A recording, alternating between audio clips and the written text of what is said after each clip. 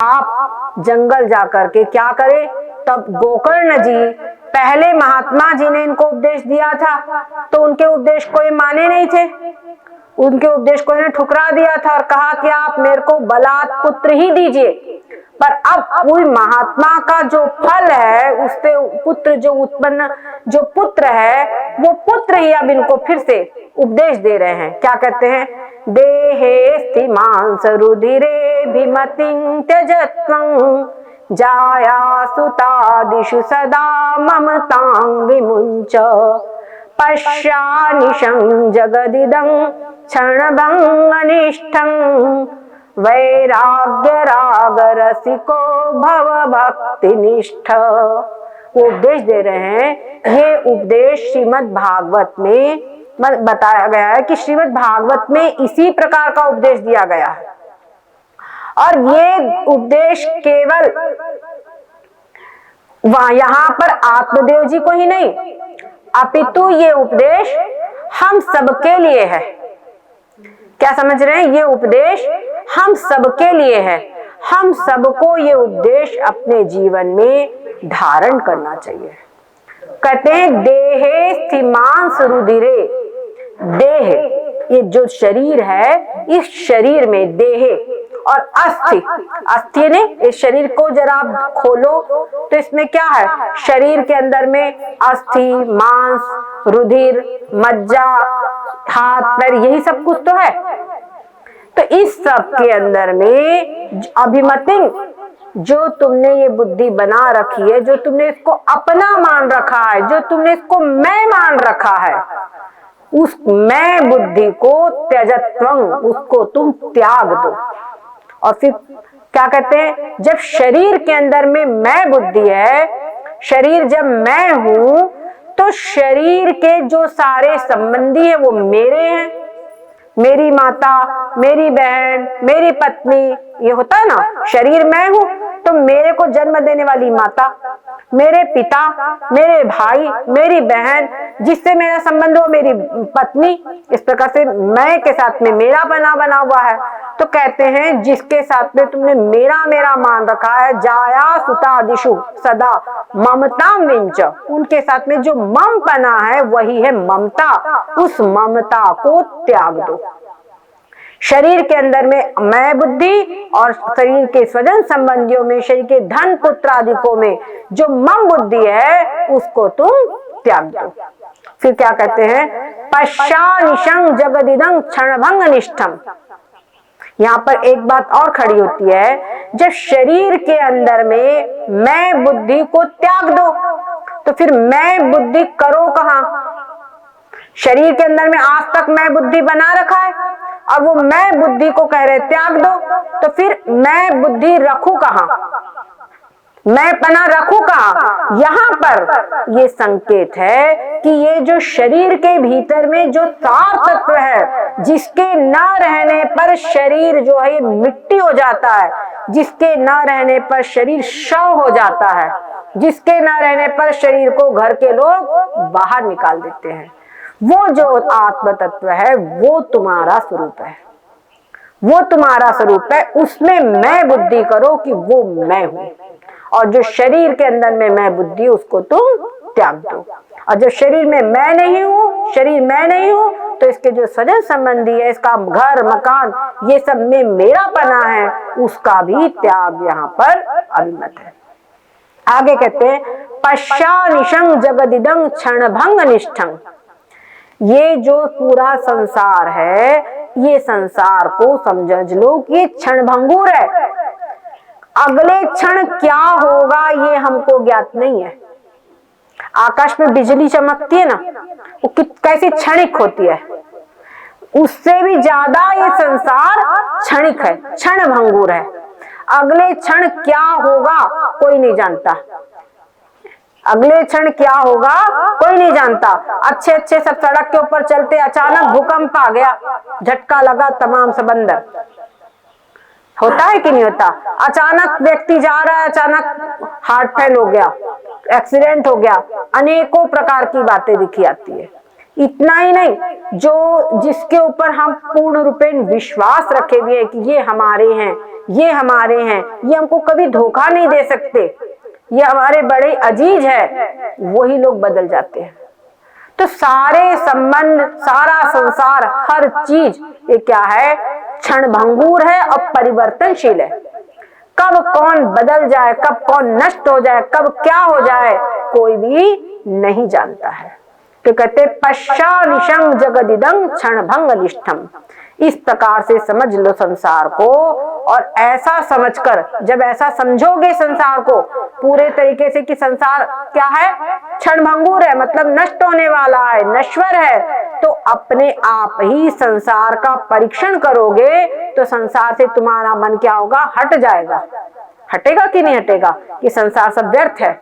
जो व्यक्ति, जो कोई तुम्हारा बहुत अजीज मित्र हो और उसने तुमको अचानक धोखा दे दिया, उस पे तुम हमेशा जी जान से विश्वास किए हो और अचानक उसी से तुमको धोखा मिल जाए, तो क्या उससे तुम्हारा मन हट जाएगा।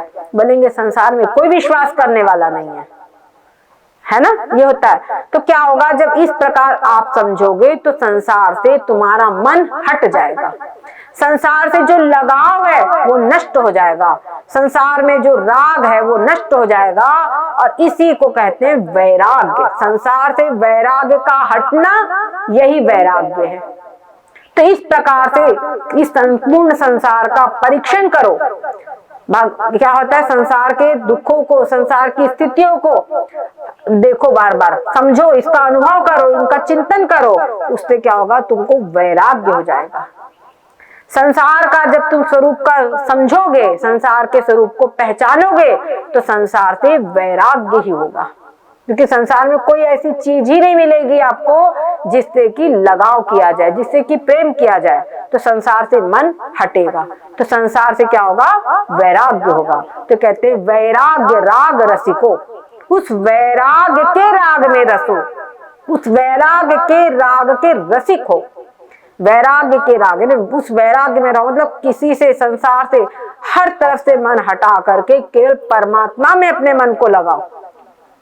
जब परमात्मा में तुम्हारा मन लगेगा, जब परमात्मा में तुम्हारी निष्ठा होगी, क्या समझे, जब परमात्मा में तुम्हारी निष्ठा होगी तो तुमको, और क्या होता है, परमात्मा में मन लगता है, परमात्मा प्रिय है, लेकिन फिर भी अरे घर की जिम्मेदारी है, ये बच्चे हैं, ये ऐसा ऐसा ऐसा, तो उन सबके देखते देखते परमात्मा के लिए हमारे पास समय ही नहीं रह जाता। लेकिन जब संसार से पूर्ण रूपेण तुम विरक्त हो गए, तो परमात्मा में तो तुम्हारी एक धारा में वृत्ति है। तो वही बात, अब तो ये जंगल में जाना है, इसलिए हमारे सनातन धर्म में, हमारे हिंदू सनातन धर्म में ये व्यवस्था है 4 आश्रम की। सबसे पहले ब्रह्मचर्य आश्रम, उसके पास में गृहस्थ आश्रम, वानप्रस्थ आश्रम, और उसके बाद है संन्यास आश्रम। ब्रह्मचर्य आश्रम में सारे वेदों का अध्ययन करो। आज की शिक्षा पद्धति क्या है कि केवल स्कूल जाना ने रोटी कमाने वाली विद्या सिखाई जाती है, पर पहले जो हमारी प्राचीन संस्कृति है उसमें रोटी कमाने वाला भी विद्या थी, और साथ साथ में परमार्थ कमाने वाली विद्या भी थी।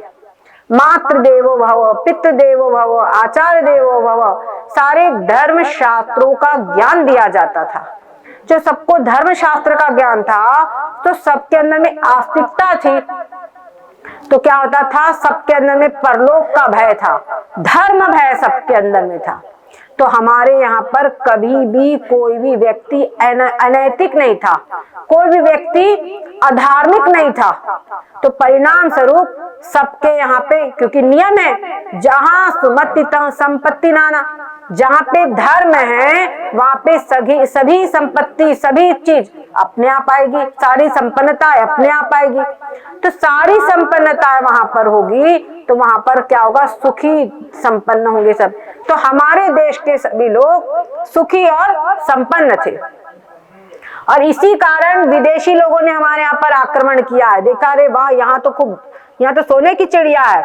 मुगलों ने भी आक्रमण किया, तुर्कियों ने, पुर्तगालियों ने, अंग्रेजों ने, सबने हमारे देश को लूटा है। पर बड़ी मुश्किल से हमारे यहाँ पर स्वतंत्रता आई, परंतु अफसोस की बात यह है कि हमारी शिक्षा पद्धति में आज भी वो मैकाले की जो शिक्षा पद्धति वही लागू है। और उन्होंने तो किया लागू, हम अपने हाथ से खुद जा करके फंस रहे हैं। हर माता पिता सोचता है कि अपने बच्चे को मैं इंग्लिश मीडियम में डालूं। क्यों? हिंदी तो सीख ही जाएगा, हिंदी तो हम बोलते हैं। पर होता क्या है, बच्चे के लिए हिंदी बहुत कठिन हो जाती है, और जब हिंदी कठिन हो जाती है तो संस्कृत जानने की बात ही क्या है। और जब संस्कृत में उनकी प्रवृत्ति नहीं होगी तो हमारे धर्म शास्त्रों को बच्चे पढ़ेंगे कैसे। आज ये स्थिति है कि हमारे बच्चे अंग्रेजी जानते हैं और हमारी मूल भाषा, हमारी मातृभाषा संस्कृत है। अनेक अंग्रेज लोग भी अंग्रेजी में अनुवाद करते हैं हमारी भगवत गीता, हमारे शास्त्रों का, और उनको बताते हैं कि ये अर्थ है, और हमारे बच्चे उनको पढ़ते हैं तो वो समझते वही। अब क्या है, अगर विदेशी भाषा में कोई आपको गाली दे दे और बोले हम तो आपकी प्रशंसा कर रहे हैं, तो आप जान पाएंगे क्या? बताइए। अगर विदेशी भाषा कोई जो भाषा आपको नहीं आती है, उस भाषा में कोई आपको गाली देवे तो आप जान पाओगे? वो बोलेंगे नहीं, हम तो तुम्हारी प्रशंसा कर रहे हैं। वही स्थिति है हमारी भगवत गीता, हमारे धर्मशास्त्र, उसके अंदर में संस्कृत भाषा लिखी हुई है। तो संस्कृत भाषा लिखे होने है और किसी को संस्कृत भाषा आती नहीं है, परिणाम स्वरूप क्या होता है कि किसी ने भगवत गीता का अनुवाद किया और कुछ भी लिख दिया और बोले ये गीता में लिखा है, ये भागवत में लिखा है, तो हमारे लोग जान ही नहीं पाते कि वास्तव में गीता में भागवत में लिखा है या कि नहीं। जो उन्होंने कहा वो मान गए। इसीलिए अगर वास्तव में हमको अपने देश को बदलना है तो केवल सरकार देश को नहीं बदल सकती, हम अपने बच्चे को अपनी संस्कृति से परिचय कराए, अपनी भाषा से परिचय कराए। अपने बच्चे को हम हिंदी मीडियम में डालें, उसको मालूम होना चाहिए कि मैं हिंदू हूँ, और जब उसको मालूम होगा कि मैं हिंदू हूँ, वो हिंदू संस्कृति पढ़ेगा, तब वो क्या कहते हैं बलपूर्वक बोल सकेगा गीता में ऐसा नहीं ऐसा लिखा हुआ है। अभी तो क्या, जब पढ़ाई नहीं है तो चाहे जो लिखे, जो बोल दे उसको मान लेते हैं। समझ रहे यानी क्या? तो ये जागृति बहुत ही आवश्यक है। अगर हमको गीता पढ़ना, हमको भागवत समझना है, भागवत में भी लिखे अच्छे अच्छे लोग, कहीं कोई बात आती है वो कुछ नहीं बताते, भजन गा दिए, समझते भागवत में बस भजन ही भागवत है। कुछ उसमें जो उपदेश है, ये उपदेश कोई बताता ही नहीं है। ये चीज है कि अपनी आंखों से हम पढ़े, अपने बच्चों को इतना योग्य बनाए कि वो अपनी आंखों से पढ़ सके, और हम खुद गीता पे गोरखपुर की श्रीमद् भागवत लेकर आए और खुद पढ़िए। तब आप देखिए कि इसमें क्या लिखा हुआ है, कौन कौन से मोती, कौन कौन से अमृत इसके अंदर में भरा हुआ है, तब आपको समझ में आएगा।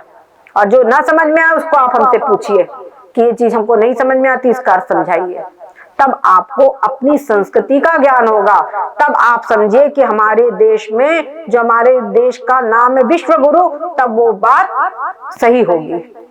और नहीं तो विश्व गुरु है वास्तव में, हमारे देश की संस्कृति को कोई टॉप नहीं कर सकता, लेकिन फिर भी क्या है कि हम लोग बहुत पीछे चल रहे हैं। हम लोग पाश्चात्य संस्कृति का अंधानुकरण कर रहे हैं, ये हम सबसे बड़ा अपना नुकसान कर रहे हैं।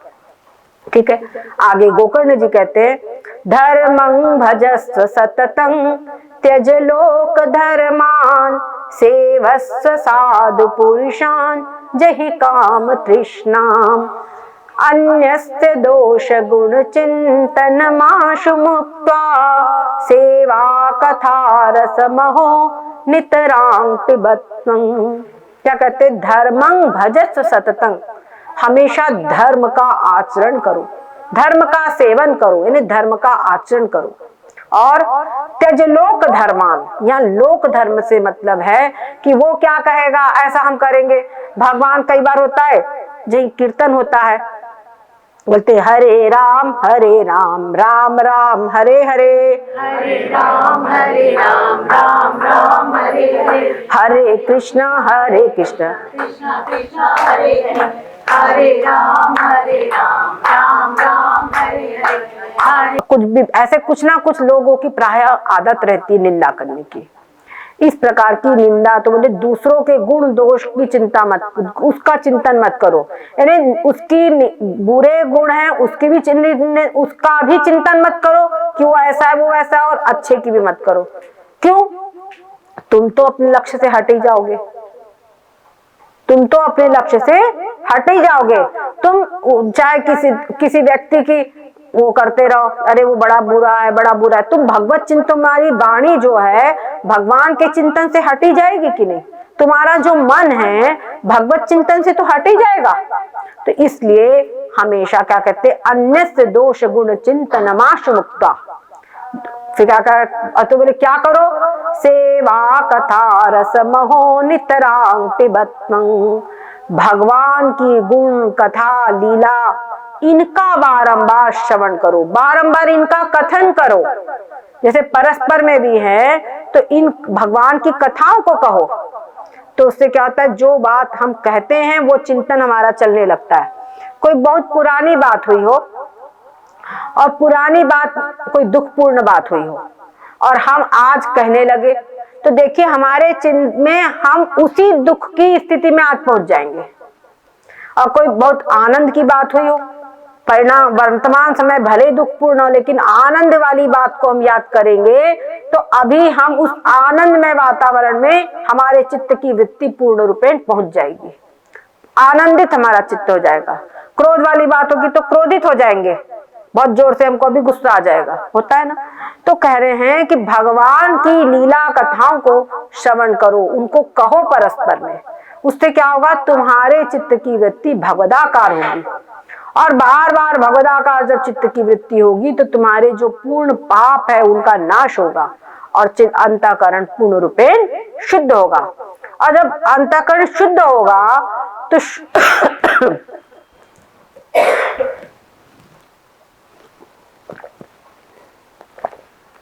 जब अंतःकरण शुद्ध होगा तो शुद्ध अंतःकरण से ही परमात्मा का चिंतन हो सकता है, अशुद्ध से नहीं। देखो जो रत्नाकर थे वो महापापी थे, बहुत उन्होंने अनेकों लोगों का वध किया था। तो उनको जब ऋषियों ने कहा राम राम बोलो तो उनके मुंह से निकल नहीं रहा था। तब ऋषियों ने कहा अच्छा तुम मरा मरा बोलो। देखो शब्द वही, अक्षर तो दो ही है ना, रा और म, अक्षर तो वही है, बस अंतर क्या है कि भगवान का नाम हो गया राम बोलने से, रा पहले बोला तो भगवान का नाम हो गया, म पहले बोला तो वो उनसे बोलते बन गया। तो अक्षर तो दो ही है, अक्षरों में तो कोई अंतर नहीं है। ऐसा तो नहीं कि पहले वाला अक्षर कोई कठिन हो, ये भी नहीं है। परंतु बस यही बात है, अंतःकरण की वृत्ति इतनी मलिन हो चुकी थी कि भगवान का नाम उनके मुख से नहीं निकल रहा था। तब ऋषियों ने कहा अच्छा मरा मरा बोलो, तो मरा मरा बोलने लगे। तो उन्होंने पहले मुंह को काट दिया, ऑटोमेटिक राम राम राम राम निकलने लगा। और उस भगवान के नाम की ऐसी कृपा, ऋषियों की ऐसी संकल्प कि उल्टा नाम जपने पर भी उनका कल्याण हो गया। और वो रत्नाकर जिनके मुख से राम का नाम निकल नहीं रहा था, उन्होंने राम का संपूर्ण गुणानुवाद गुण चरित्र उनके पहले ही उनके सामने लिख दिया, और लव कुश से गान भी करवा लिया उनके सामने ही। तो परम प्रामाणिक हो गया वो, नहीं तो भगवान राम के जब सामने हुआ है तो परम प्रामाणिक हो गया। ये है संत पुरुषों के सानिध्य का चमत्कार, है ना, कितना बड़ा परिवर्तन है। तो इसीलिए सेवा कथा रस महो नित्रांग पिबत्वं, भगवान के लीला कथाओं को श्रवण करो, और ये आपको मिलेगा केवल साधु पुरुषों के यहाँ पर। जरा राजनीतिक व्यक्ति के बीचों में बैठ जाओ, राजनीति की बात ऑटोमेटिक चलेगी, है ना। हम लोग जब छोटे थे हमको याद है राजनीति संबंधी तमाम बातें हमको कभी दिमाग लगाना ही नहीं पड़ता था, ऑटोमेटिक मालूम हो जाती थी, क्योंकि आसपास चर्चा होती थी। और आश्रम चले गए तो पता ही नहीं चलता, आगे ये मालूम ही नहीं चलेगा कौन कहाँ क्या है। तो क्या है, अपन जिनके साथ रहो वैसी चर्चा होती है, वैसा हमारा ज्ञान हो जाता है, ठीक है।